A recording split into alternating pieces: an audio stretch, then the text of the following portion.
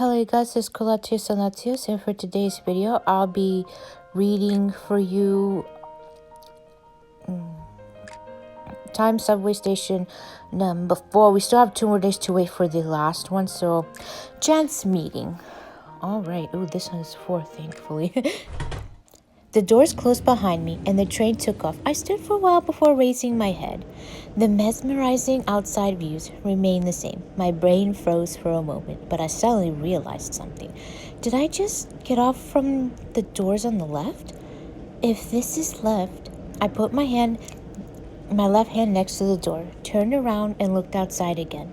The vague light from billboards was moving forward. I realized what was going on. This train. My hands gripped the handrails. I finally understood the situation. Is it... Oh, that actually makes sense. Is it driving backwards? I mumbled my guess, and the climax of the piano melody suddenly started playing again. Hey, Hypnos hit Cyril. His real name is Hypnos. I like that name better than Cyril. Sounds normal. The sound of footsteps came from behind. I turned around and saw that familiar white figure. My hands felt cold when I saw his face. However, I couldn't recall his name no matter what. You're... Don't you remember? No, I don't, Todd. No. He gave a slight smile as if somehow amused. I saw the flashing white... What? The flashing white? Could they have maybe wanted to say, I saw the flashing white light outside the window? Oh. White outside. It's still worded weird. The window in his gleaming eyes. The lights in the train shone upon him like snow. Oh well.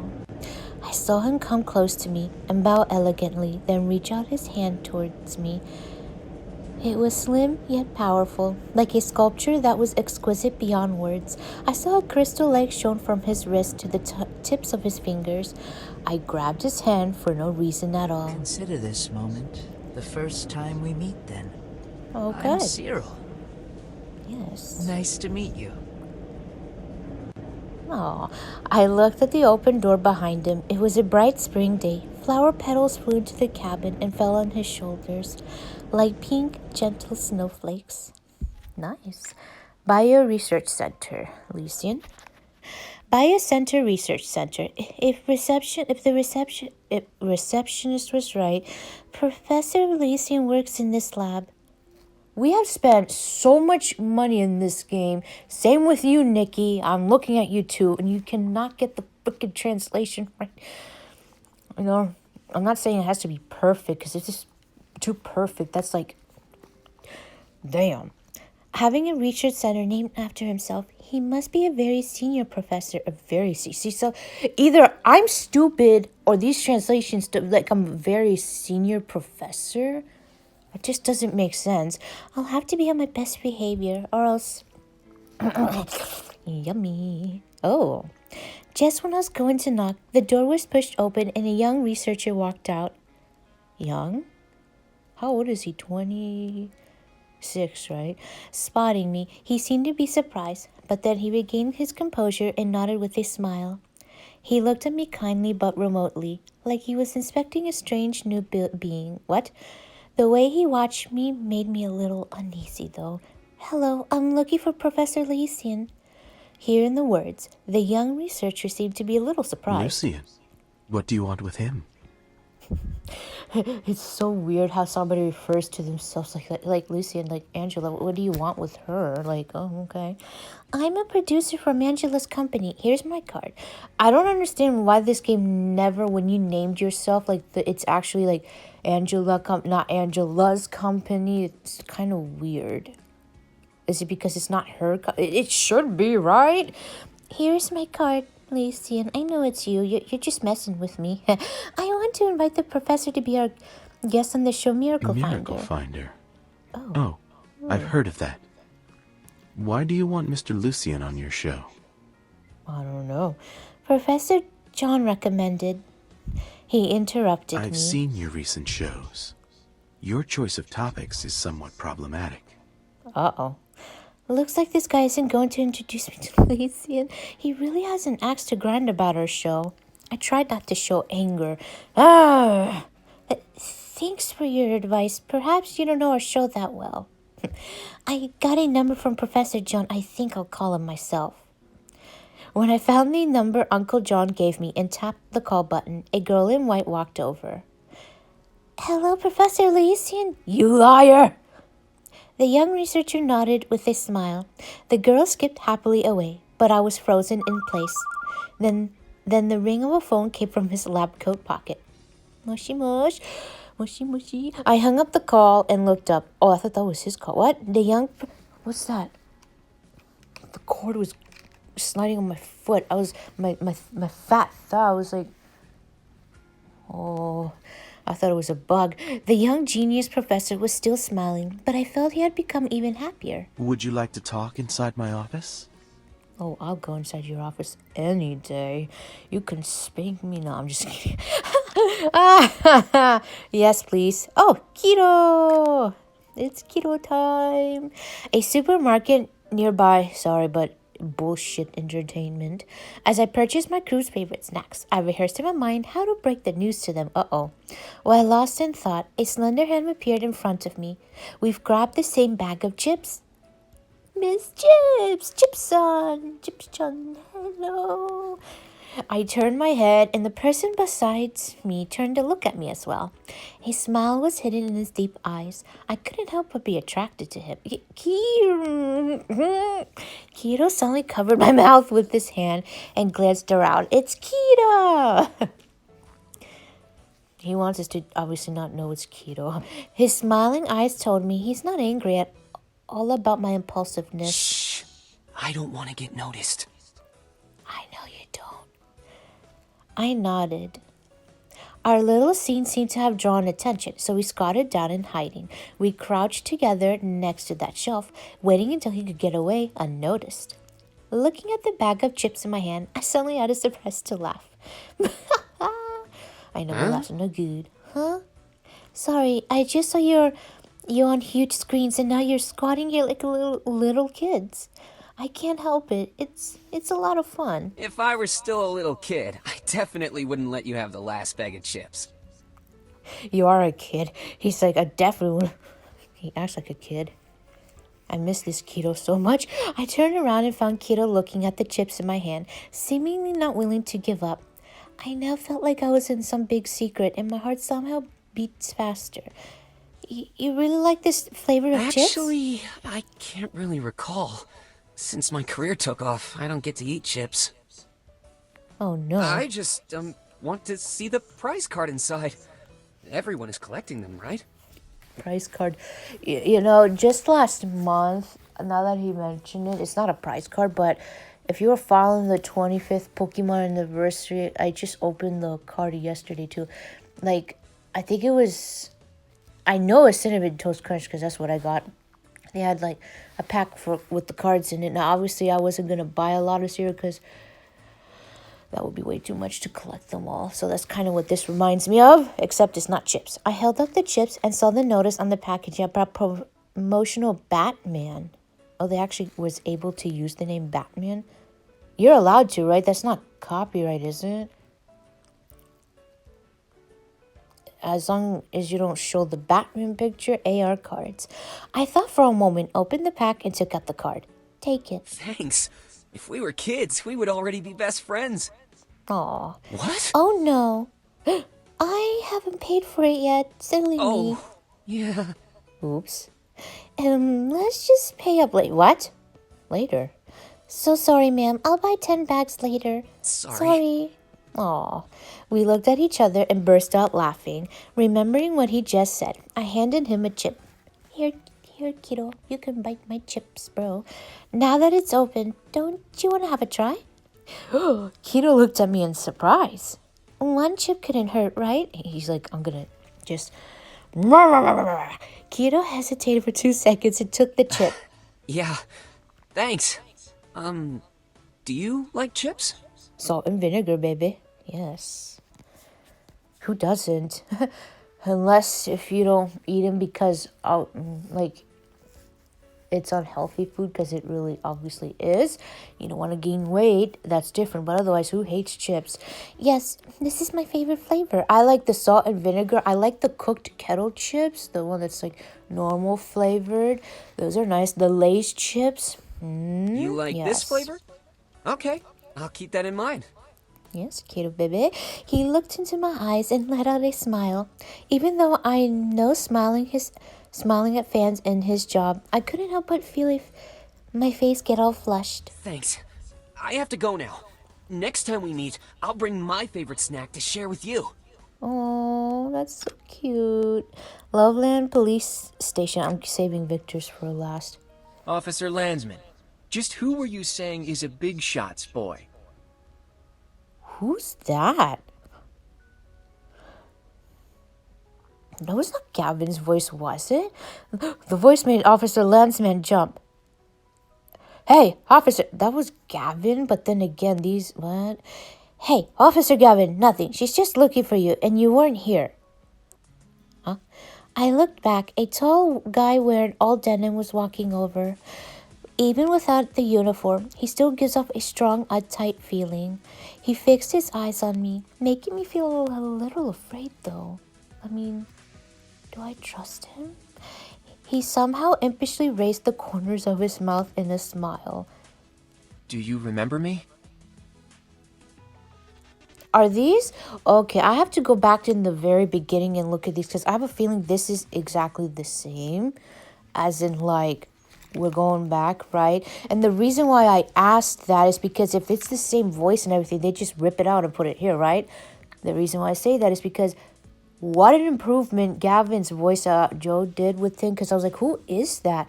Gotta keep in mind, again, when I record everything, I can't hear it very well for some, I don't know why it happened. So it sounded like it was like I thought it was a kind of a girl's voice. You could tell the difference between Gavin of 2019 and now. Like, what a difference, huh? He stood still before me, and I remembered a face that was younger. Oh my god, it's Gavin. I remember you now. Untamed, in a crumpled, blood-soaked letter. Suddenly, I wanted to flee. Seems all the uneasy feelings these past few days were pointing to this very moment. Gavin, from school? Gavin, a notorious problem student back in my high school. More of a gangster than a student. There were a lot of rumors about him. Arrogant, callous. He even fought with the PE teacher. In our school, nobody would dare to speak with him. I never took the rumors seriously until one day I saw him corner a boy in the alley behind the school. To this day, those cold, steely eyes still make me shudder. Ooh. What's more, later there was that horrible letter. Anything wrong? Is this really Gavin's voice actor? I'm still questioning. He sounds odd. But again, this is like 2019, I'm assuming. Yeah. Or actually earlier, probably 2018. What a difference. No, nothing. Just never thought you'd be a cop one day. Ah, sexy military uniform boy. But from what the old cop said, he's not a Gavin, I cannot get the image out of you about the new chapter card that I saw of you. I'm like, how are we going from this to that crap again? He's like, oh my god. He's not a straight arrow officer either, for sure. Surprised? You probably thought I would be in a jail rather than a police station, right? Is this really him? I can't tell. He was smiling, but I only felt coldness enveloping me. A little. After all, back in high school, you were a bit of a celebrity. So that's why you stood me up? Gavin. What? Stood up? I never stood you up. How could you say that, you asshole? He looked at me with raised... Oh, it's not every day I get to call Gavin an ass munch. That title alone goes to Victor and Sean a little bit too, actually. Raised eyebrows, but said nothing. Let's go. Let's go. To where now? Gavin took a glance back. To investigate. Oh, okay. I can't say no, so I just follow along as best as I can. Gavin is tall and he walks fast. I almost have to run to keep up. Gavin, where are you going? I still have no idea what this is about. He turned back, giving me a Once folder. we're on the road, you can take a look at it. Okay, that sounded a little Claude's voice, yes. I took the folder obediently, and then I took him. And then I found him. What'd you say? No. He had slowed his pace considerably. Is he slowing down for me? I felt a little surprised. If you need to shoot other shows in the future, you can come to me. Oh. Gavin, how are we going from this Gavin to the newest chapter SSS Karma? Like, what? And he's drinking too. Like, okay. Everyone, attention, the president is back. Oh my god, hell has come. The world's coming on fire. Help. Excuse me, time to work. Oh no.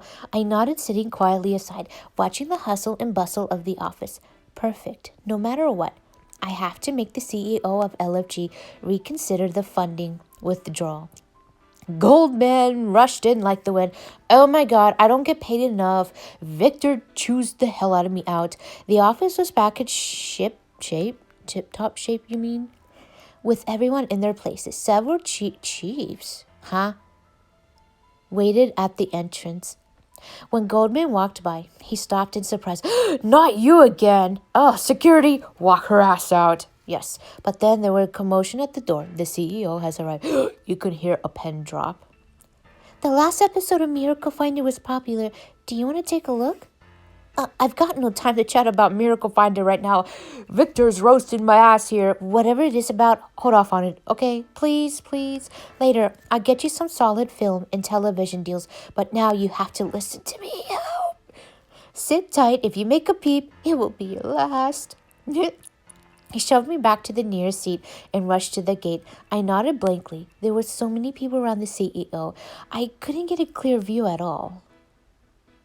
Oh my god. Sir, what brings you to the office today? A departmental meeting this afternoon. 2 p.m. Get it prepared. Yeah, he sounds no different here. That's why I was questioning, is that Gavin's voice actor earlier? Joe? Like, okay. Oh, motherfucker's hot in every single door. You'll feel that delicious screenshot.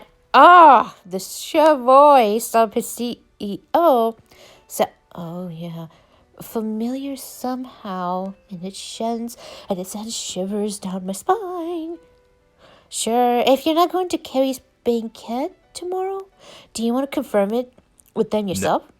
No. Send a copy of this month's investment analysis to my office in 10 minutes. Okay. Yes, sir. Oh my god. Oh. From my seat, I looked in the direction of Victor, but couldn't get a view of the legendary CEO Victor. No. As I was wondering when's the best time to make a move, the crowd stopped for some reason right beside me. I was just sitting off in a corner, but now was completely surrounded by the crowd. Why are you here? Why are we here? I don't know. I'm here to see you, sweetheart. I leaned forward slowly, looked up, and finally saw the face of the legendary CEO. Oh my gosh. You. The one I have been seeking. The one I thought I'd never in my life ever meet again. The one who saved me from the rushing taxi. And actually, he did do that. I forgot. On the day of the sun shower. Is the CEO of LFG and controls the fate of our company? Oh man, we're so screwed. I couldn't help standing up instantly. You! How? Yeah, I would like to read the other one, but again, that's just too much for me.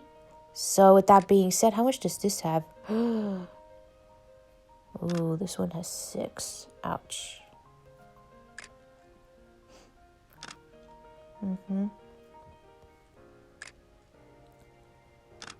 Okay. Ooh, this is gonna be hard. In case I don't know, bro. It's gonna be tricky, but should I go for it? If I do, it's gonna make the video even longer. I don't know. What I could do? No, that won't work. 6, right? because that's a lot. And not only that, especially, the Childish Promise. They don't have voice acting for obvious reasons, I'm gonna assume, because they're little kids. So I think what I'm gonna do is read like 3 of this, and if I really want to, I could read, I don't know, this is gonna be tough. So yeah, but for now, I hope that you enjoyed part 4. That was interesting, and I will see you later. Bye.